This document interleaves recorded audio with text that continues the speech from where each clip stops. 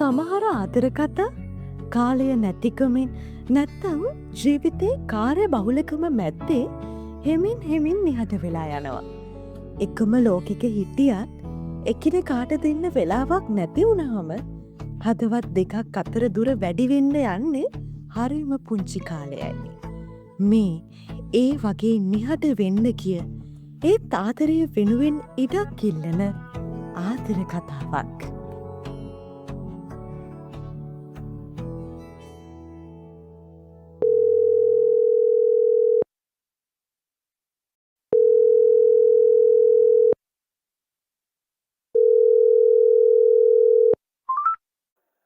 Hello Vinu. Hello ඔයා බිසීද? නෑ ඇයි? මේ කාලෙකින් කොහෙවත් ගියේ නෑනේ. අපි කොහේ හරි යමුද? කොහෙද? හිත නිදහස් කරගන්න පුළුවන් තැනකට. මම ඔයාට හිතලා කියන්නම්. අනේ ශිහාන් හිත ඉන්න දෙයක් නෑනේ. ඔයා මම වෙනුවෙන් නිවාඩුවක් අත්ත කියලා මොකද වෙන්නේ? විනු මේ අහන්නකෝ. කියන්න. මම මේ කියන්න හැදුවේ මම ඔයාට සල්ලි දාන්නම්.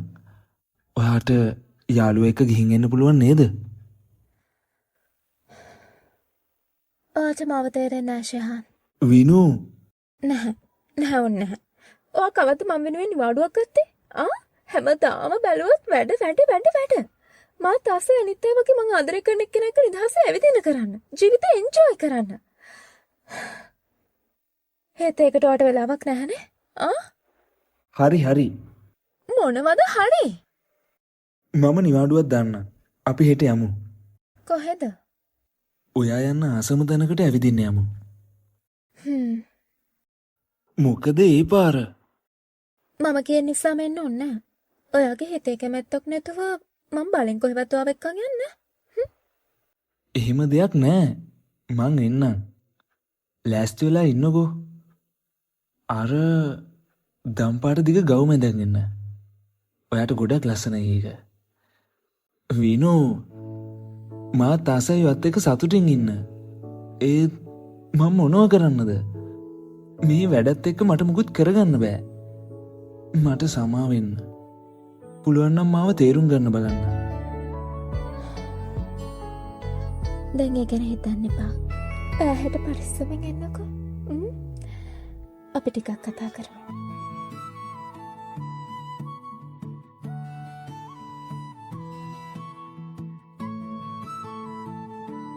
ඉතින් අද මට ඔයාට දෙන්න තියෙන පණිවිඩය තමයි ඔය ආදරය කරන කෙනා ඔයාකින් ඉල්ලන්නේ සල්ලි තෑගි බෝග නෙවෙයි ඔයාගේ වෙලාව සහ අවධානය විතරයි.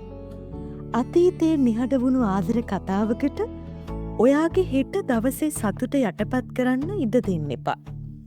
ජීවිතේ කියන්නේ ආදරය කරන එක ගත කරන පුංචි මොහොතක් වුණත් සතුටින් ගත කරන එකට. හෙටට කල් නොදමා අදම ඔයා ආදරය කරන කෙනා වෙනුවෙන් විනාඩියක් හරි වෙන් කරන්න.